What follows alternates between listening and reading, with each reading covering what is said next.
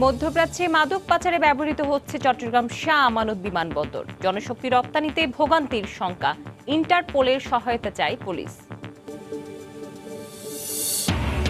কক্সবাজারের পেকুয়ায় গুলিতে 2 জলদস্যু নিহত, র্যাবের দাবি বন্দুকযুদ্ধ। টেকনাফের নাফ নদীতে বিজিবির গুলিতে 2 মাদক কারবারির মৃত্যু। অবহেলা ও রক্ষণাবেক্ষণের অভাবে হারিয়ে যেতে বসেছে বধ্যভূমিগুলো।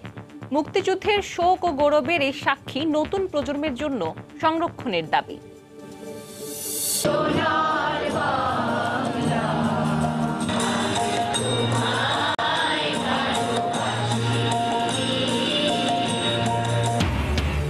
স্বাধীনতা দিবসে সম্মিলিত জাতীয় সঙ্গীতের সঙ্গে কণ্ঠ মেলালেন যুক্তরাষ্ট্র প্রবাসী বাঙালিরাও। দুবাইয়ের বুর্জ খলিফায় বাংলাদেশের পতাকা, প্রবাসীদের নানা আয়োজন। এবং দেশে আনা হলো নিউজিল্যান্ডের ক্রাইস্টচার্চে সন্ত্রাসী হামলায় নিহত 2 বাংলাদেশির মরদেহ। নেওয়া হয়েছে গ্রামের বাড়ি নরসিংদী ও নারায়ণগঞ্জে।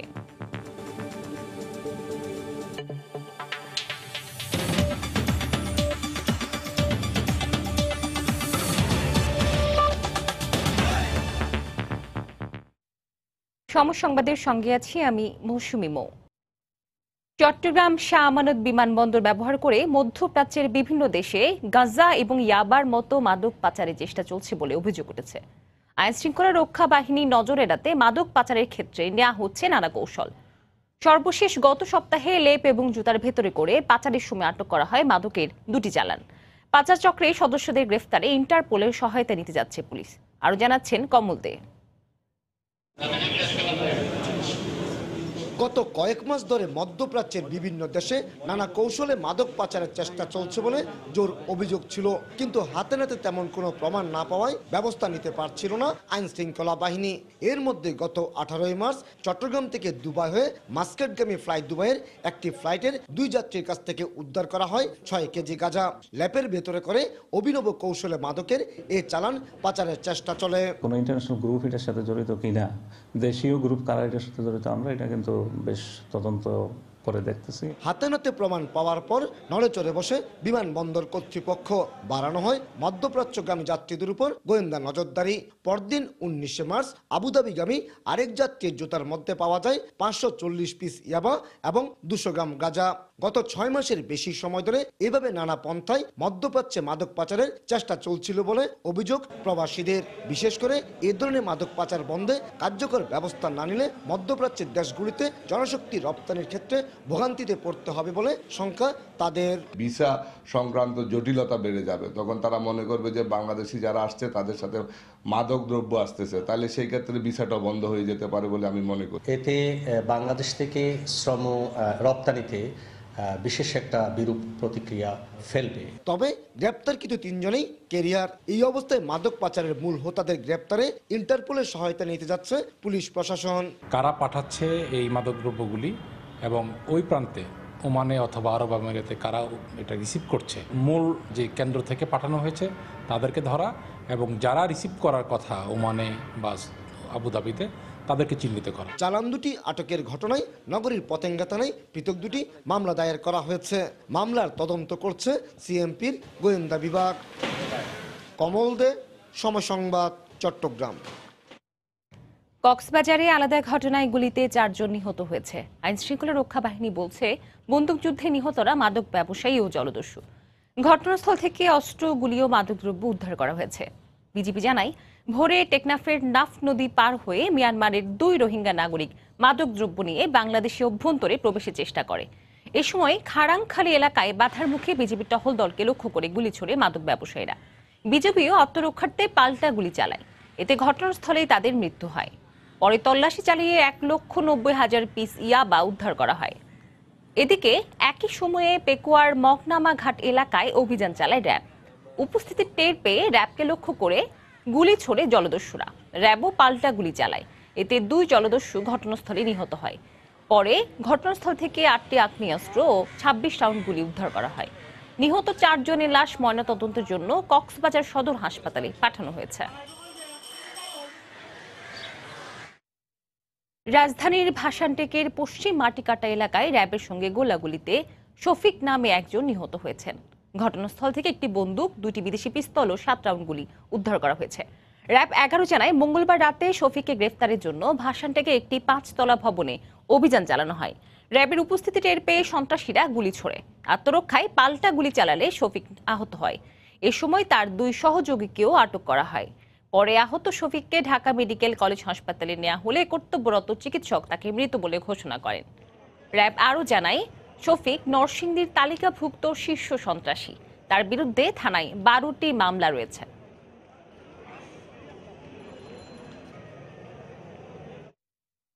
সংবাদে আরও থাকছে, অসুস্থতার কারণে 6 সপ্তাহের অন্তর্বর্তীকালীন জামিন পেলেন পাকিস্তানের সাবেক প্রধানমন্ত্রী নওয়াজ শরীফ। দেশেই চিকিৎসা নেয়ার নির্দেশ।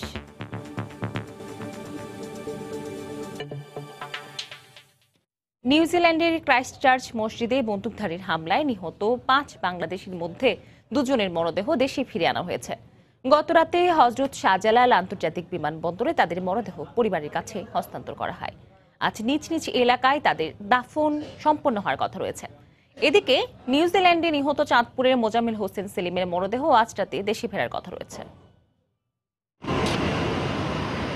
মঙ্গলবার রাত 10:25 হযরত শাহজালাল আন্তর্জাতিক বিমানবন্দরে সিঙ্গাপুর এয়ারলাইন্সের একটি বিমানে পৌঁছায় জাকারিয়া ভুইয়া ও ওমর ফারুকের মরদেহ।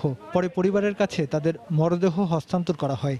একটু সচ্ছলতার জন্য বিদেশ পাড়ি জমালেও নিথর দেহ নিয়ে ফিরতে হলো তাদের।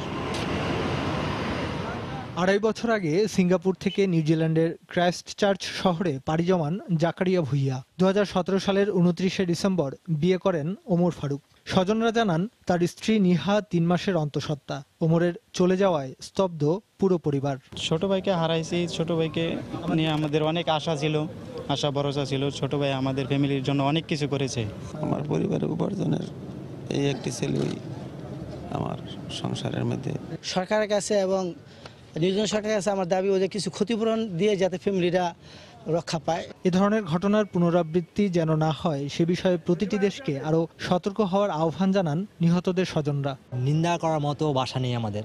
ভবিষ্যতে যেন আর কার মায়ের বুক, বোনের ভাই না হারা হয়, এই জন্য বিশ্ববাসী, জাতিসংঘের কাছে, বাংলাদেশ সরকারের কাছে এই জন্য আকুল আবেদন জানাচ্ছি। নিহত জাকারিয়া ভুইয়ার গ্রামের বাড়ি নরসিংদীর পলাশ উপজেলার জয়পুরা গ্রামে এবং ওমর ফারুকের বাড়ি নারায়ণগঞ্জের রাজবাড়িতে। এহসানুল হক শাওন, সময় সংবাদ, ঢাকা। 71-এ বাঙালি জাতিকে নিশ্চিহ্ন করতে পরিকল্পিতভাবে হত্যাযজ্ঞ চালায় পাকিস্তানি সেনারা। মুক্তিকামী মানুষের ওপর তাদের অবর্ণনীয় বর্বরতার অনেক চিহ্নই আজ মুছে গেছে। রংপুরে জাতিবিদ্বেষী গণহত্যার প্রমাণবাহী বদ্ধভূমিগুলো রক্ষার পাশাপাশি রাজাকার আল বদরদের তালিকা প্রকাশের দাবি সচেতন মহলের। হেদায়েতুল ইসলাম বাবুর প্রতিবেদন, ছবি তুলেছেন তারিকুল ইসলাম। রংপুরের দমদমা বধ্যভূমি। মুক্তিযুদ্ধের সময় কারমাইকেল কলেজের অধ্যাপক কালাচাঁদ রায়, তার স্ত্রী মঞ্জুশ্রী রায় সহ আরও 3 অধ্যাপককে হত্যা করে এখানে ফেলে যায় পাকিস্তানি বাহিনী। স্থানীয়রা মরদেহ মাটি চাপা দেয়। এরপর বধ্যভূমিটির দিকে ফিরেও তাকায়নি কেউ। বুদ্ধিজীবীরা নিয়ে এসে এখানে মারছে, মারিয়া তারা ওইভাবে ফেলে রাখছে। বদ্ধভূমি করে গেল, তারপরে কোনো সংস্কার নাই, কিছু নাই। এ জায়গা দেখার মতন কেউ নাই। দেশ স্বাধীন হওয়ার পর পেরিয়েছে 48 বছর। রংপুরের দমদমার মতো মুক্তিযুদ্ধের শোক ও গৌরবের সাক্ষী এই বধ্যভূমিগুলো নতুন প্রজন্মের জন্য সংরক্ষণের দাবি সচেতন মহলের। আমরা যখন থাকবো না তখন এই স্মৃতিগুলোর কথা তো আর কেউ বলতে পারবে না। অনেক জায়গায় কিন্তু বধ্যভূমির পাশে নানান রকম স্থাপনা গড়ে উঠে কিন্তু একরকম দখলদারিত্বের মধ্যেও যাচ্ছে। 2015 সালে রংপুর বিভাগের 5 জেলার 5666 জন রাজাকারের তালিকা করা হলেও তা প্রকাশ করা সম্ভব হয়নি আজও। তালিকা হওয়া উচিত, তাদেরকে রাজনৈতিকভাবে একঘরে করা উচিত, অর্থনৈতিকভাবে একঘরে করা উচিত, তাদের পানিশমেন্ট হওয়া উচিত। যারা মুক্তিযুদ্ধের বিরোধিতা করেছে তাদেরকেও চিহ্নিত করে দেওয়ার দায়িত্ব কিন্তু প্রশাসনের বা আমাদের মুক্তিযুদ্ধের চেতনার পক্ষের লোকজনের। মুক্তিযুদ্ধ বিষয়ক মন্ত্রণালয় বধ্যভূমিগুলো সংরক্ষণে উদ্যোগ নিয়েছে দাবি করে রাজাকারদের চূড়ান্ত তালিকা করার আশ্বাস জেলা প্রশাসকের। এটি পূর্ণাঙ্গ তালিকা নয়, তো আমরা চেষ্টা করব যাবতীয় তথ্যপত্রের ভিত্তিতে ভবিষ্যতে এই তালিকাটি পূর্ণাঙ্গ করার। রংপুরের নিশবেদগঞ্জ, জাফরগঞ্জ, দখিগঞ্জ, বালারখাইল, নবদিগঞ্জ, সাহেবগঞ্জ, লাহিড়ীর হাট সহ বেশ কিছু বধ্যভূমিতে হত্যাযজ্ঞ চলে 1971 সালে। হেদায়েতুল ইসলাম বাবু, সময় সংবাদ, রংপুর। অর্থনৈতিকভাবে শক্তিশালী সোনার বাংলা গড়ার প্রত্যয় ব্যক্ত হলো যুক্তরাষ্ট্রের নিউ ইয়র্কে স্বাধীনতা দিবসের অনুষ্ঠানে। বঙ্গবন্ধু জাতীয় স্টেডিয়ামে জাতীয় সঙ্গীত পরিবেশনের সময় নিউ ইয়র্কে একযোগে কণ্ঠ মেলালেন বিভিন্ন শ্রেণী পেশার মানুষ। সোমবার রাতে ভিন্ন ধর্মীয় অনুষ্ঠানের আয়োজন করে জাতিসংঘ বাংলাদেশ মিশন ও New York consulate. New York থেকে আরো জানাচ্ছেন হাসানুজ্জামান সাকি।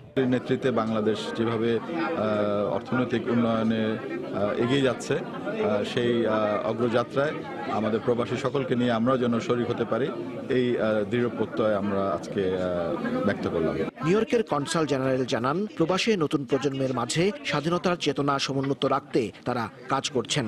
স্বাধীনতার চেতনা, এই চেতনাকে যেন আমরা বহন করতে পারি প্রজন্ম থেকে প্রজন্মতরে, এবং বঙ্গবন্ধু সোনার বাংলাকে যেন আমরা প্রতিষ্ঠিত করতে পারি নিউ ইয়র্ক এবং সারা বিশ্বে।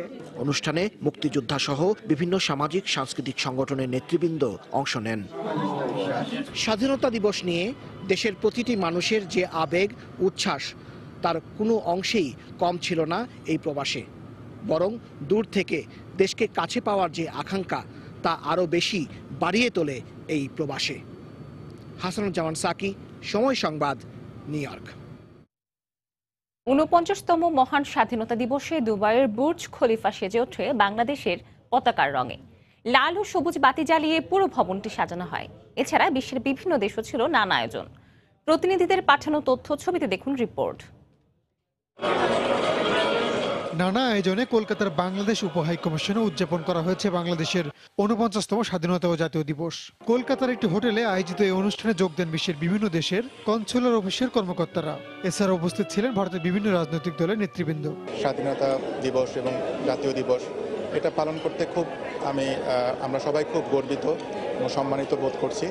আর কলকাতার মাটিতে করার কিন্তু একটা আলাদা তাৎপর্য রয়েছে, যেহেতু কলকাতা বা পশ্চিমবঙ্গ এটা বলা যায় বাংলাদেশের অভ্যুদয়ের সাথেই জড়িত।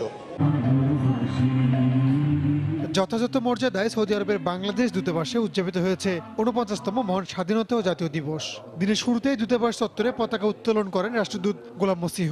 এ সময় দূতাবাসের সব কর্মকর্তা, কর্মচারী ও বাংলাদেশি প্রবাসীরা উপস্থিত ছিলেন। স্বাধীনতা দিবস উপলক্ষে নানা আয়োজন করা হয় কুয়েতের বাংলাদেশ দূতাবাসে। কাউন্সিলর মোহাম্মদ আনিসুজ্জামানের সঞ্চালনায় আলোচনা সভায় সভাপতিত্ব করেন কুয়েতে নিযুক্ত বাংলাদেশের রাষ্ট্রদূত এস.এম. আবুল কালাম। স্বাধীনতা দিবস উদযাপন করা হয়েছে প্যারিসেও। বাংলাদেশ দূতাবাসের আয়োজনে এই অনুষ্ঠানে সভাপতিত্ব করেন ফ্রান্সে নিযুক্ত বাংলাদেশের রাষ্ট্রদূত কাজী ইমতিয়াজ হোসেন। অনুষ্ঠানে বিভিন্ন রাজনৈতিক ও সামাজিক সংগঠনের নেতৃবৃন্দ উপস্থিত ছিলেন।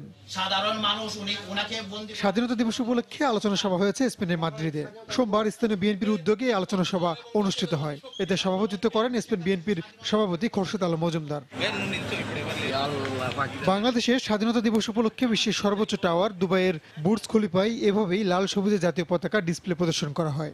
বাংলাদেশের প্রতি সম্মান জানিয়ে এই আয়োজন বলে জানান কর্তৃপক্ষ। রায়হানুল রানা, সময় সংবাদ। বহু সমালোচনার পরও ধলেশ্বরী নদীতে চামড়া শিল্পনগরী দূষিত পানি ফেলা বন্ধ করেনি বিসিক। উল্টো অবৈধ ডাম্পিং ইয়ার্ডের সীমানা বাড়িয়ে নেওয়া হয়েছে নদীর কিনারায়। বর্জ্যের চাপ সামলাতে দেওয়া হয়েছে বালির বাঁধ। স্থানীয়দের আশঙ্কা, আসছে বর্ষায় আবারও বর্জ্যের ভাগাড় হবে ধলেশ্বরী। এদিকে নদী দূষণের সম্পূর্ণ দায় বিসিকের বলে দাবি ট্যানারি মালিকদের। যদিও মালিকদের কারণেই সিটিপি সঠিকভাবে বর্জ্য শোধন করতে পারছে না বলে অভিযোগ প্রকল্প পরিচালকের। মঞ্জুর রহমানের তোলা ছবিতে জুবাইর ফয়সালের রিপোর্ট।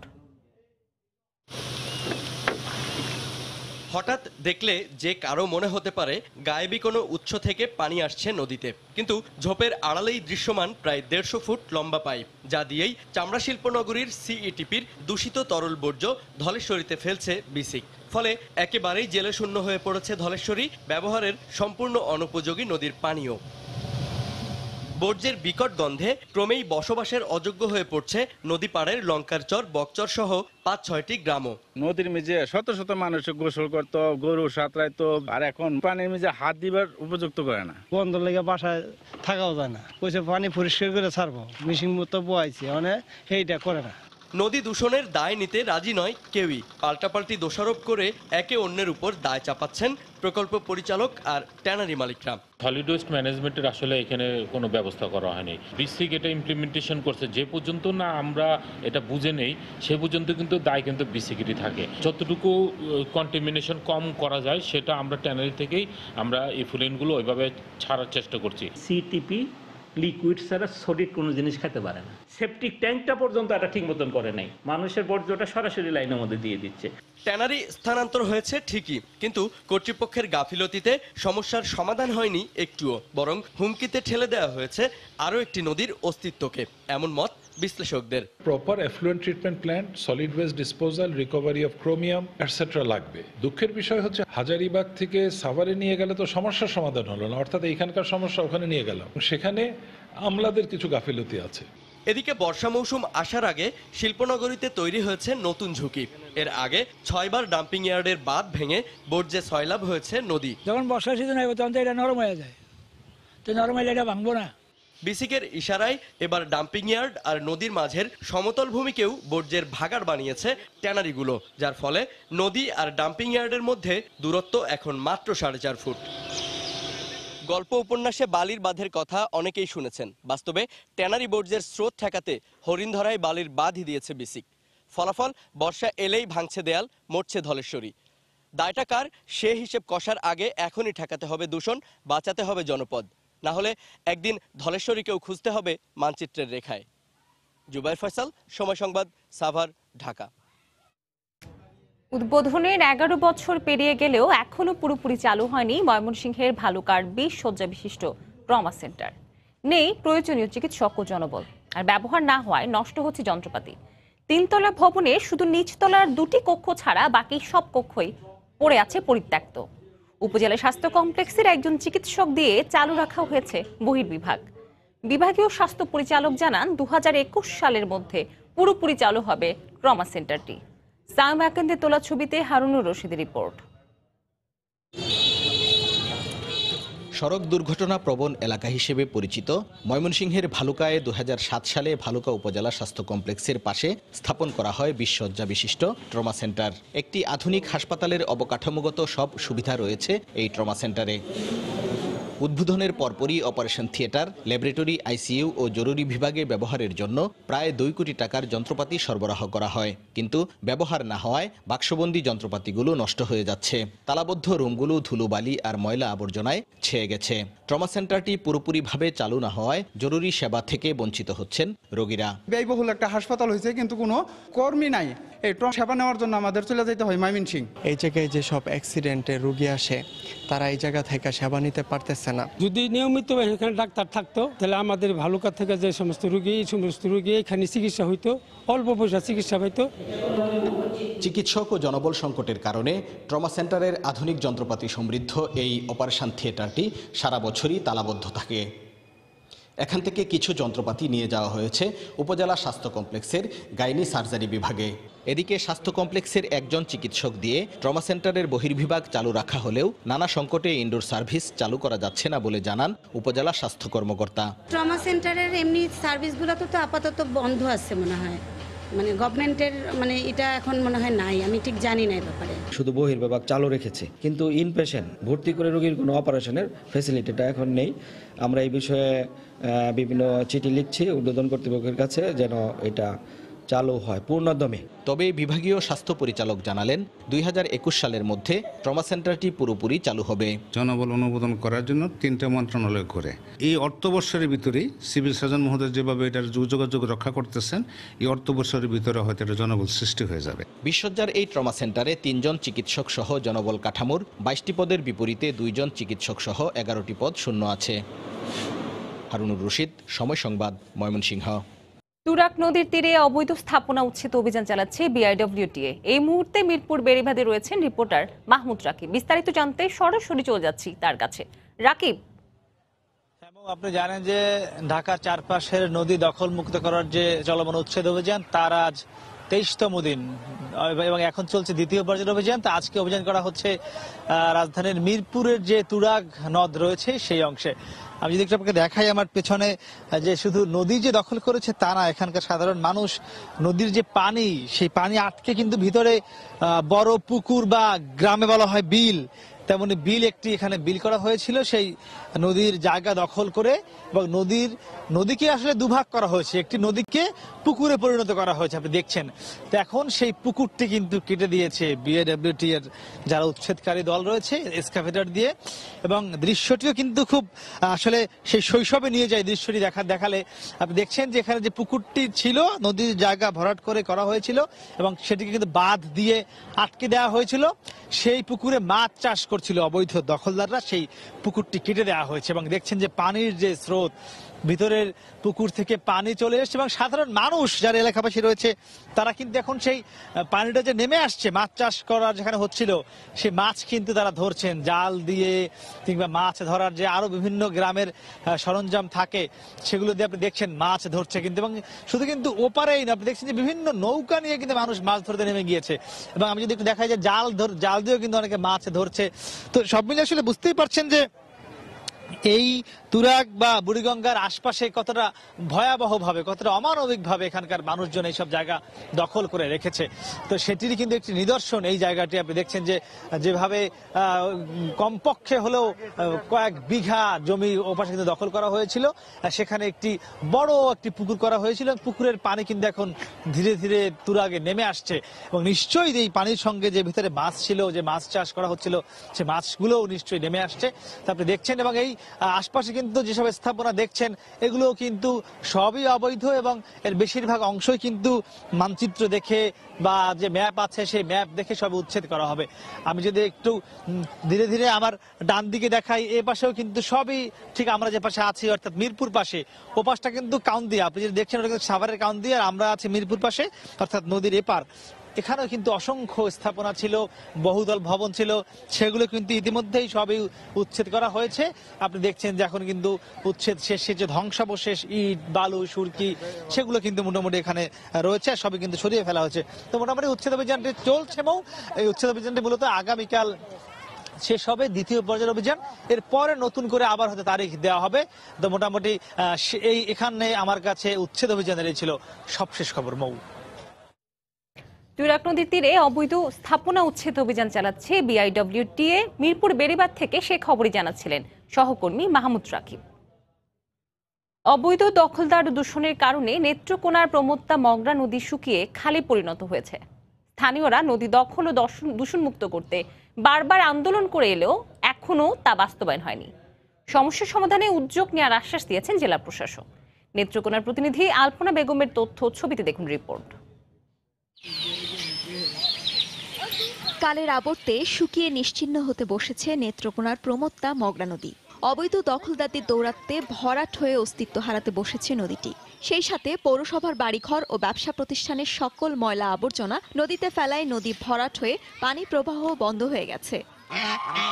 পানি কমে যাওয়ায় এই নদীতে মাছ ধরে জীবিকা নির্বাহকারী 4 শতাধিক জেলে এখন বেকার। এ অবস্থায় নদী দখল দূষণমুক্ত ও খনন করতে নেত্রকোনাবাসীর ব্যানারে বিভিন্ন সংগঠন নদী বাঁচাও আন্দোলন করলেও তা বাস্তবায়ন হয়নি।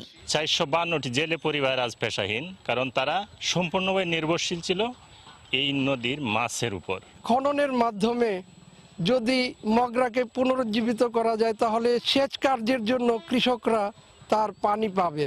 পানি উন্নয়ন বোর্ড পদক্ষেপ নিলেও নেত্রকোনা সেচ বিভাগ কর্তৃক 6 কিলোমিটার ছোট মগরা খাল নামে প্রকল্প পাশ হওয়ায় একই নামের কারণে অনুমোদন পায়নি নদী খনন প্রকল্প বলে জানিয়েছেন নির্বাহী প্রকৌশলী। ছোট মগরা খাল নামে ইতিমধ্যে একটা টিপিপি পাশ হয়েছে এবং সেই কারণে যেহেতু একটা দ্বৈত হয়ে গিয়েছে, সেই কারণে আমাদের নেত্রকোনা জেলার মগরা নদীটি এই প্রকল্প থেকে বাদ যায়।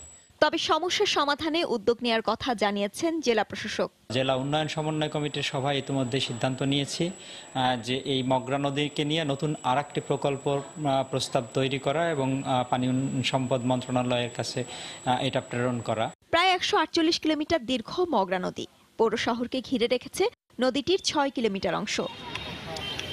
সময় সংবাদ, নেত্রকোনা। এ পর্যায়ে শীর্ষ সংবাদ জানিয়ে দিচ্ছি আরেকবার।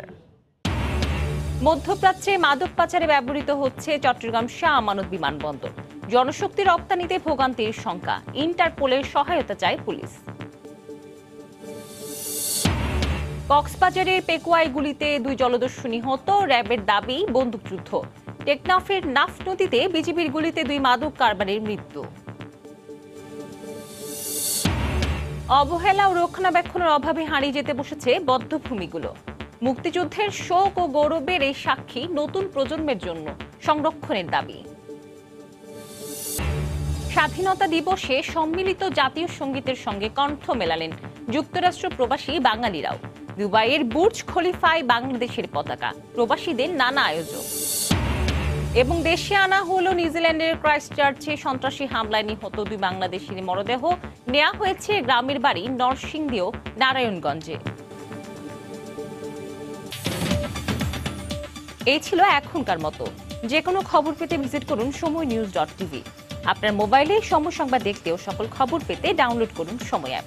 এছাড়া এইমাত্র পাওয়া খবর মোবাইলে পেতে এসএমএস করুন, স্টার্ট স্পেস বিল লিখে পাঠিয়ে দিন 16242 নম্বরে। আর সঙ্গে থাকুন সময়ের।